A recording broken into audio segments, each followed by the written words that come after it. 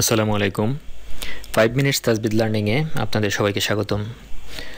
আজকে আমরা লাম এবং রা এই দুইটা হরফ বা অক্ষর পড়ার নিয়ম নিয়ে আলোচনা করব। তো প্রথমে আমরা দেখে নিই লাম অক্ষর কীভাবে পড়তে হয়। তো স্টেপ বাই স্টেপ যদি এগুলো আলোচনা করি, প্রথমে হচ্ছে আল্লাহ শব্দের লাম অক্ষর ছাড়া অন্যান্য যত স্থানে লাম আছে সব লামকেই বারিক বা পাতলা করে পড়তে হয়। আর আল্লাহ শব্দের লামের আগের অক্ষরে যদি জবর বা পেশ থাকে তখন সে লামকে পুর করে পড়তে হয়। তারপর আল্লাহ শব্দের লামের আগের অক্ষরে যদি জেড থাকে তবে পাতলা বা বারিক করে পড়তে হয়। তো প্রথমত কি দেখলাম আমরা, আল্লাহ শব্দের লাম ছাড়া অন্যান্য স্থানে যত লাম আছে সব লামকে বারিক করে পড়তে হবে। যেমন এখানে লাম আছে আল্লাহ শব্দ ছাড়া অন্য, আমরা বলছিলাম যে আল্লাহ শব্দ ছাড়া অন্য যত লাম আছে সবগুলোকে বারিক করে পড়তে হবে। তো উদাহরণ হচ্ছে এটা, ইয়া আইয়ুহাল্লাযীনা, এটা হচ্ছে নরমাল পড়া বা পাতলা বা বারিক করে পড়া। আবার বলছিলাম আল্লাহ শব্দের পূর্বে যদি জবর বা পেশ থাকে সেক্ষেত্রে পুর করে পড়তে হয়। আল্লাহু ইয়াসতাফি, ইন্নাল্লাহা সামিউম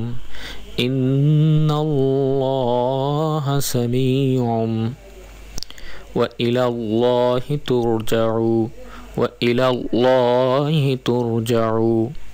তো এগুলো হচ্ছে পুর করে পড়া বা গাঢ় করে পড়া। আবার আমরা বলছিলাম কি, আল্লাহ শব্দের লামের পূর্বে যদি জেড থাকে, জেড থাকলেও সেক্ষেত্রে বারিক বা পাতলা করে পড়তে হবে। ওয়াজাহিদু ফিল্লাহি হাক্ক, এটা গাঢ় বা পুর হবে না, পাতলা হবে, কারণ জের আসছে আগের অক্ষরে জের আসলে পাতলা করে পড়তে হবে। ফিল্লাহি হাক্ক। তো এগুলাই ছিল লাম অক্ষর পড়ার নিয়ম। এখন আমরা দেখে নিব রা কিভাবে পুর করে পড়তে হয়।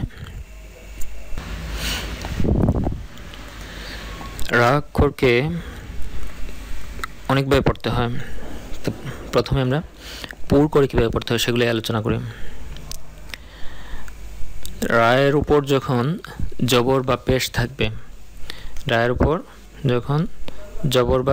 থাকবে, তখন রাকে পুর করে পড়তে হবে।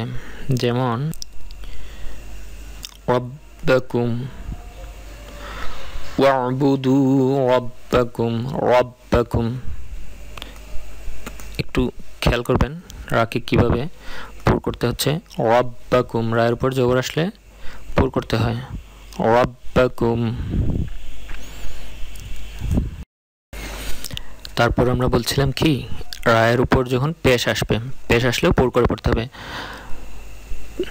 তো কিভাবে পড়তে হয়, তাখরুজু মিন ওয়াশাজারাতান তাখরুজু মিন তু। রাকে পুর করে পড়তে হচ্ছে, রায়ের উপর জবর আসলেও পুর করে পড়তে হচ্ছে, পেশ আসলেও পুর করে পড়তে হচ্ছে।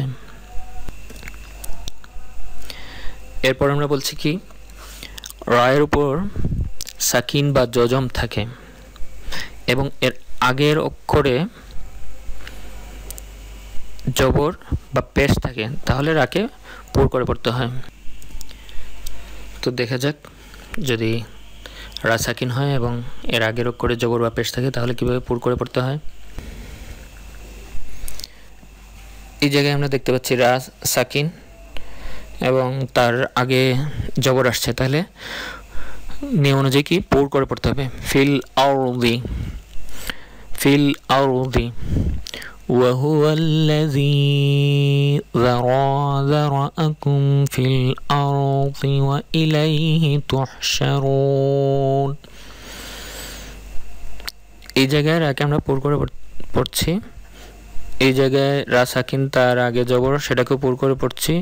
তুহশারুন, রায়ের উপর পেশ আসছে, সেক্ষেত্রে আমরা পুর করে পড়ছি। তারপর আমরা বলছি কি রায়ের উপর সাকিন হয় এবং এর পূর্বের অক্ষরে কাসরায়ে আরেজি হয়, তবে সে রা অক্ষরকে পুর করে পড়তে হয়। তো আরেজি কাসরা অর্থ যা পূর্বে সাকিন ছিল কিন্তু অন্য শব্দের সাথে মিলিয়ে পড়ার জন্য সাময়িকভাবে কাসরা দেয়া হচ্ছে, সেটা হচ্ছে কাসরায়ে আরজি।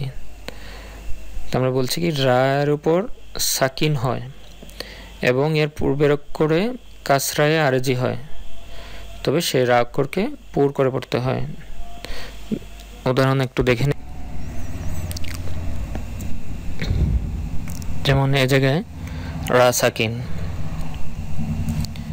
তার পূর্বের অক্ষর কাসরায়ে আরেজি।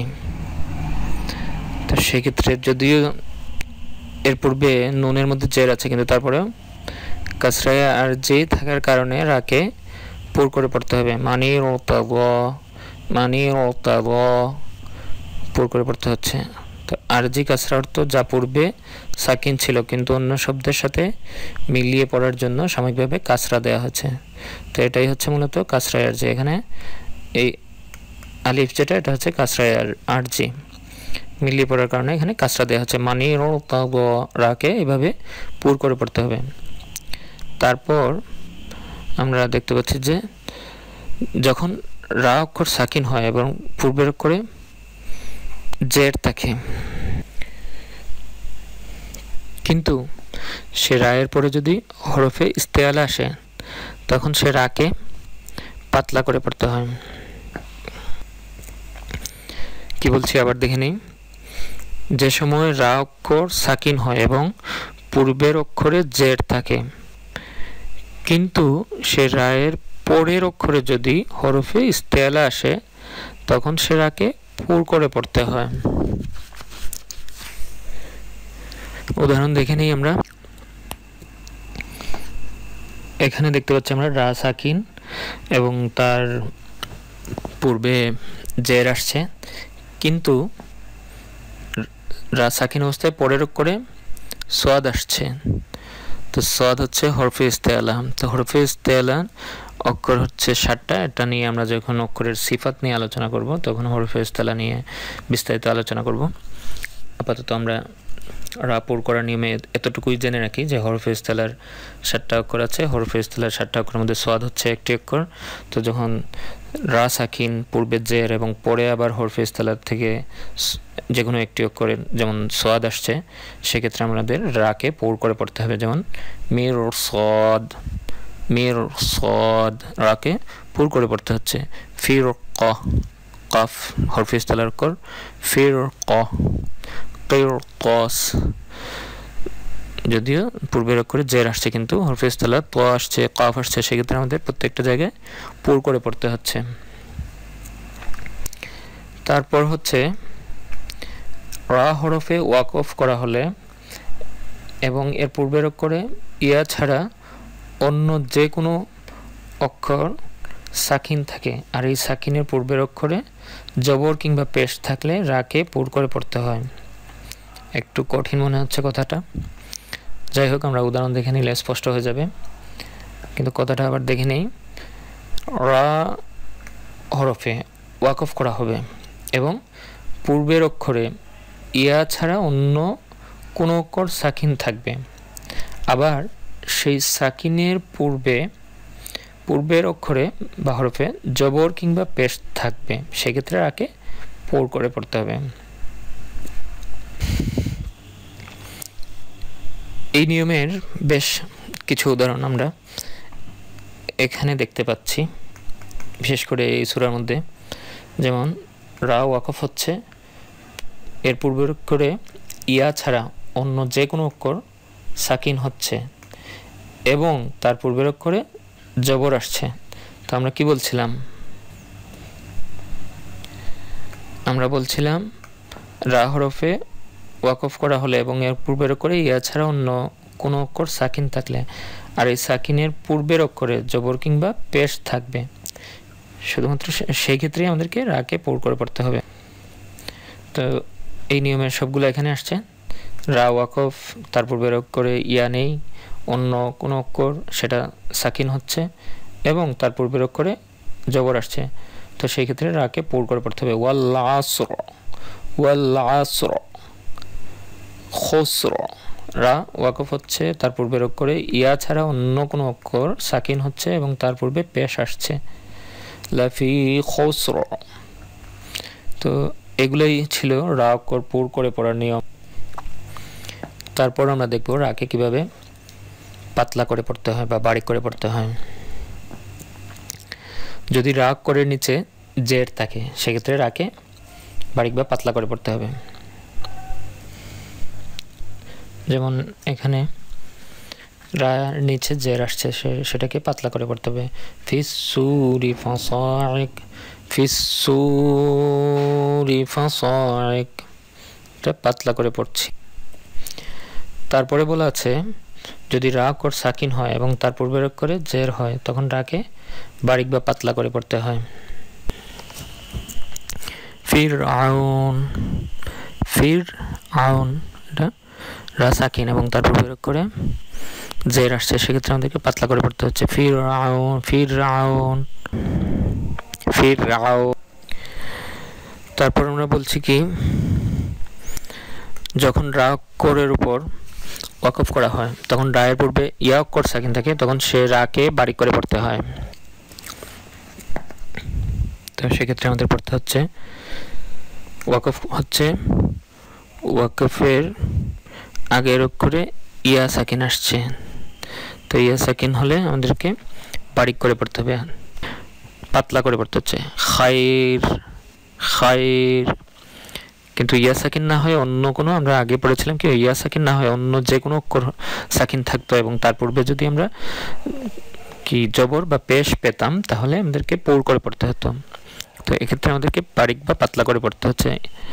রা ওয়াকফ, তার পূর্বে ইয়া অক্ষর সাকিন এবং তার পূর্বে কি আছে না আছে সেটা আমাদেরকে দেখতে হবে না। রা যখনই সাকিন, ইয়া যখনই সাকিন আসবে তখনই আমাদেরকে বারিক করে পড়তে হবে। তারপর হচ্ছে যখন রায়ের উপর ওয়াকফ করা হয় তার পূর্বে ইয়া সাকিন ছাড়া অন্য কোনো অক্ষর সাকিন থাকে এবং সে সাকিন অক্ষরের পূর্বের অক্ষরে জের থাকে, জের থাকে, তখন সে রাকে বারিক করে পড়তে হয়। শির, শির।